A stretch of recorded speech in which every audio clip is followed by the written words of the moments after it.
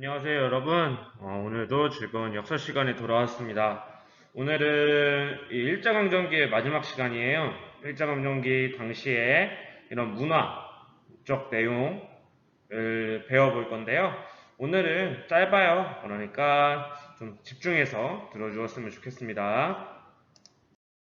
네, 학습 목표부터 한번 확인해 보겠습니다. 학습 목표는 일제강점기의 우리 역사와 우리 말을 지키려는, 그러니까 역사 부분과 우리 국사와 국어 부분을 배워볼 거고요. 그리고 문화, 예술, 종교에서는 어떤 변화가 있었는지에 대해서 배워보도록 하겠습니다. 자, 먼저 우리 역사의 연구를 한번 살펴볼 건데요. 이 우리 역사를 우리나라가 연구를 하기 전에 일제가 식민사학이라는 것을 하고 있었어요. 이 식민사학이라는 게 뭐냐면은 말 그대로 우리가 일제의 식민지였잖아요.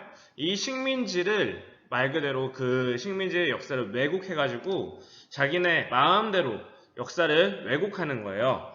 한국사를 왜곡해서 너네는 열등한 민족이야. 너네는 역사적으로 열등한 민족이기 때문에 우리말을 들어야 돼. 이런 식으로 이렇게 역사를 왜곡하는 거죠. 자, 그래서 항일의식 약화하고 식민지배를 합리화하는 요렇게 역사를 자기네들 마음대로 해석을 합니다.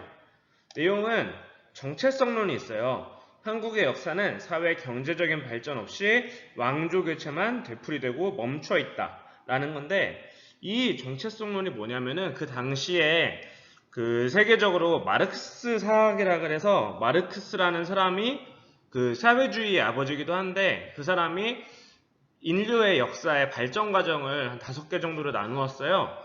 거기에서 뭐 고대 노예제, 중세 봉건제, 근대 자본주의 뭐 이런 식으로 쭉 내보냈는데, 우리나라는 조선시대까지 중세에서 못 벗어났다, 이렇게 해석을 하는 거예요, 자기들이. 그리고 당파성론은 이제 한국인의 민족성은 분열과 파벌, 당파 싸움만 일삼는다. 이게 우리 그 조선시대 붕당 배웠었죠? 그 붕당 가지고 이렇게 또 비판을 하고요. 타율성론은 이제 외세의 압력과 간섭으로 파열적으로 이루어졌다. 이건 사대 관계를 통해서 이렇게 까는 거예요. 이것을 통해서 너네는 어차피 외세의 압력과 간섭으로 한국이 이루어졌고, 또 너네는 혼자 냅두면은 분열, 파벌, 당파 싸움만 이끌고 발전도 못하니까 일본이 도와주겠다. 이러한 식으로 날조하는 겁니다. 말 그대로 날조예요. 자, 일제가 이렇게 한국사를 왜곡하니까, 날조하니까 우리나라 사람들이 그대로 당하고만 있진 않았겠죠. 그래서 우리나라가 어떻게 발전하였는지 우리나라 사람들이 직접 연구하고 밝혀냅니다. 그게 식민사학에 대한 저항인데, 자, 먼저 민족주의 사학자들이 있어요. 민족주의 사학자들은 독립운동의 일환으로 이 역사를 연구했고요. 한국사의 독자성과 자주성을 강조해서 정체성론이나 당파성론, 타율성론 이러한 것을 비판을 합니다. 그래서 민족정신을 고취하려고 했던 건데, 먼저 박은식 선생님은 민족혼을 강조해요. 국혼을 강조해서 나라는 형체이고 역사는 정신이다. 이게 무슨 말이냐? 나라는 형체이다. 이 나라가 형체라는 것은 말 그대로 나라가 뺏겼는데, 나라는 어차피 형체니까 역사를 정신만 붙잡고 있으면은 언제든 형체는 다시 되찾을 수 있다 라고 이렇게 이야기하시는 거죠. 그래서 한국이 아픈 역사예요. 그래서 일제의 침략 과정을 서술한 한국 통사와 민족의 독립운동을 정리하는 한국 독립운동 지혈사, 이러한 것을 펼치십니다. 이게 그 당시에 한국 통사라는 책이었는데, 여기에서 이제 어떠한 내용들을 주장하셨냐면은, 우리나라가 저기가 발전을 못했었기 때문에 일제의 침략을 받을 수밖에 없었지만, 일제가 어떻게 침략을 했는지에 대해서 자세하게 써놓고 있습니다. 자, 다음으로 신채호 선생님은 난가사상을 강조하는데, 이 난가사상은 우리나라 특유의 그러한 정신, 문화, 이러한 것들을 이야기를 하십니다. 그래서 독사실론에서는 민족 중심의 자주적인 역사관을 강조하시고요. 그리고 고대사 연구도 많이 하셔서 조선 상구사나 조선사 연구 초 이러한 책들을 펴내십니다. 이게 조선사 연구 초라는 책인데 여기에서는 이 신채호 선생님은 우리 민족의 뿌리를 찾기 위해서 역사를 연구하셨고 그러다 보니까 고대사 그러니까 그 삼국시대부터 고려시대 여기까지는 연구를 많이 하셨거든요. 그래서 이때의 우리의 민족성을 망가사상이라고 강조를 하신 겁니다. 자, 다음으로 민족주의 사학 말고 사회경제사학이라는 게 있어요. 사회경제사학에서는 백남훈 선생님이 활약을 하셨는데 백남훈 선생님은 한국사도 세계의 보편적인 발전 법칙에 따라서 발전한다라고 이렇게 이야기하셨어요. 그러니까 일자가 이 정체성론을 비판했다 그랬잖아요. 정체성론에서는 이제 그 원시시대, 그 다음에 고대 노예제, 중세 봉건제, 근대 자본주의, 그리고 현대가 마르크스가 만든 거니까 현대가 사회주의였거든요. 근데 우리나라가 그 중세 봉건제에 멈춰 있다고 말하는 게 정체성론이잖아요. 근데 이 정체성론은 아니다. 우리나라 조선 후기 상품화폐 경제의 발전이나 이러한 것을 봤을 때 우리나라가 충분히 혼자서 근대 자본주의 사회로 진화를 했었고 우리나라가 일본의 도움을 받지 않고서도 이렇게 잘 해왔다 라고 이렇게 이야기를 하시는 게 백남훈 선생님의 주장이었어요. 이 백남훈 선생님도 사회주의 쪽으로 연구를 많이 하셨기 때문에 이렇게 비판을 하실 수 있었던 거예요. 그리고 실증사학은 식민사학에 대한 저항이라고 보기는 조금 힘들고요. 진단학회라는 게 만들어져서 여기에서 손진태 선생님이나 이런 분들이 연구하셨는데 이제 실증적인 역사서술에 노력을 합니다. 그러니까 있는 그대로의 사실만 기술하고 그래서 실증사학이 민족주의 사학을 좀 비판했는데 민족주의 사학은 우리나라의 역사를 연구해서 저기를 독립운동을 하려고 하셨기 때문에 좀 부풀린 감이 없지 않아 있거든요. 이러한 것 말고 부풀리지 말고 실제 역사만 쓰자라고 주장했던 게 실증사학입니다. 근데 이 진단학회는 이후에 40년대로 가게 되면은 약간의 친일적인 성향을 보이기도 해요. 자, 다음으로 한글 연구를 한번 살펴볼게요. 이 한글 연구에서는 여러분이 두 단체 정도를 알아두셔야 되는데 첫 번째가 조선어 연구회, 두 번째가 조선어 학회예요. 자, 조선어 연구회를 먼저 살펴보시면요. 한글날의 기원이 되는 각야날이라는 걸 제정하고요. 그리고 잡지 한글을 간행합니다. 그래서 이 잡지에서 우리나라 한글에 대한 연구와 연구 성과와 이러한 것들을 이제 제시를 하고요. 조선어 학회는 조선어 연구회가 발전하고 사람들이 더 많이 모이면서 커지면서 만들어진 단체인데요. 여기에서는 한글 맞춤법 통일안과 표준어를 제정해서 이러한 한글 맞춤법 통일안을 이때 처음으로 제정을 하고요. 우리말 큰 사전을 편찬을 하려고 시도를 하세요. 우리말에 대한 사전을 이때 처음으로 이렇게 만들려고 하셨는데 이때 이제 거의 다 완성을 하셨는데 일제가 이때 민족말살 정치할 때거든요.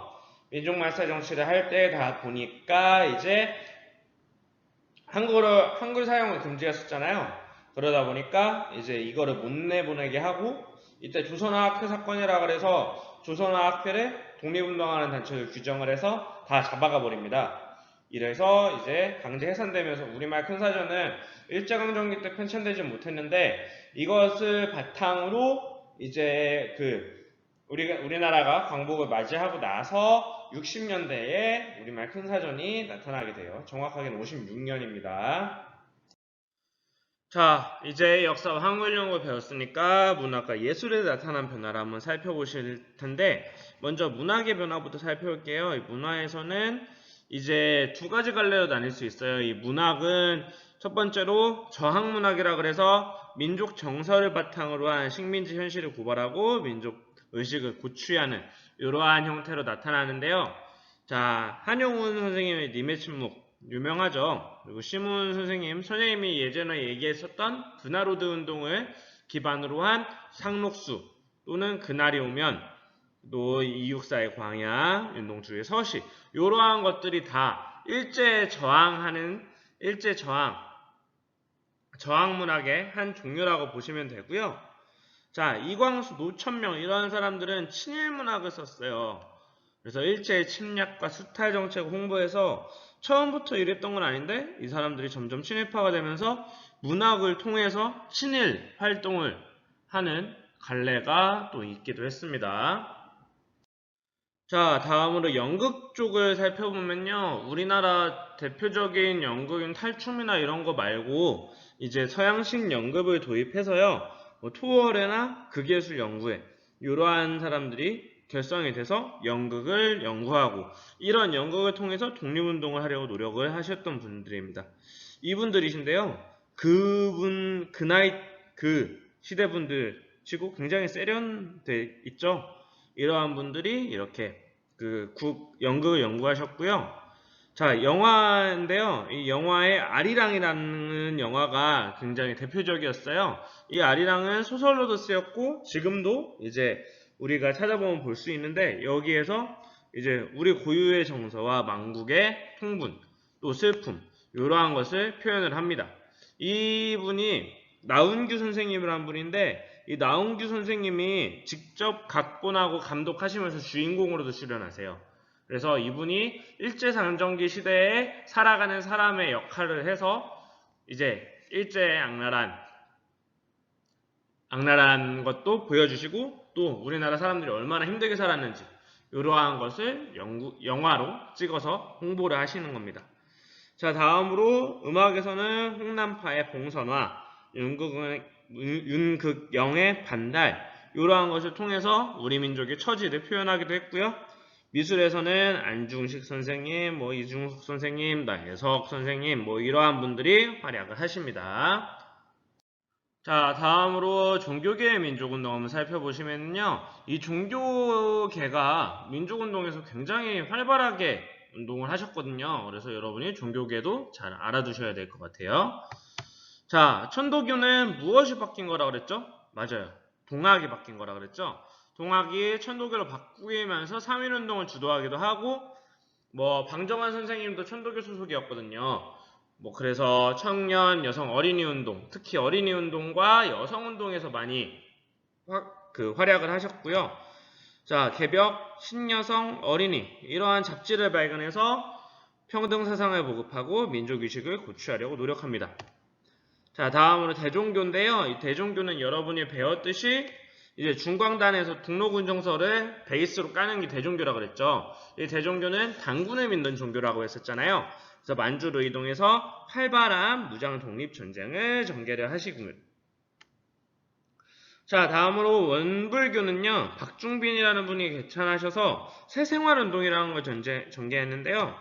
자, 허례허색을 폐지하고 남녀 평등, 미신타파, 금주, 단연 이러한 검소하고 이런 생활들을 해라 라고 이렇게 전파를 하고요. 이 원불교는 원래 불교에서 나타난 건데 불교의 이러한 생활들도 허례허식이다.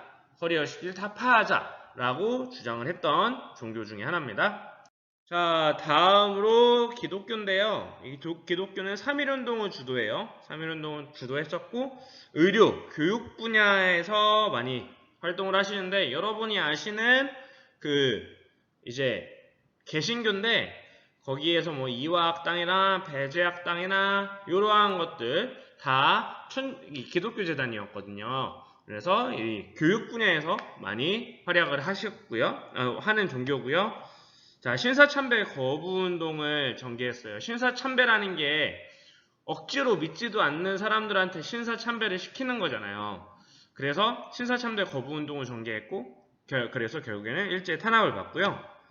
자, 천주교는 항일 무장투쟁에 참여를 합니다. 그래서 의민단이라는 단체를 만들어서 만주 지역에서 청산리 전투에 직접 참가하기도 하고요. 고아원이나 양로원을 운영하는 사회산업도 전개를 하십니다.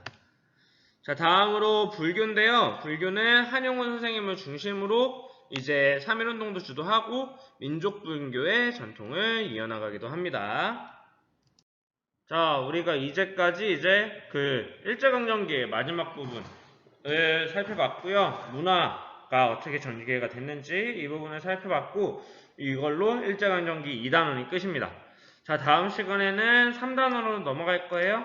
3단원에서 광복 이후의 역사를 정확하게 배워보도록 하겠습니다. 자, 오늘도 고생 많았습니다. 2단원은 여기서 끝입니다.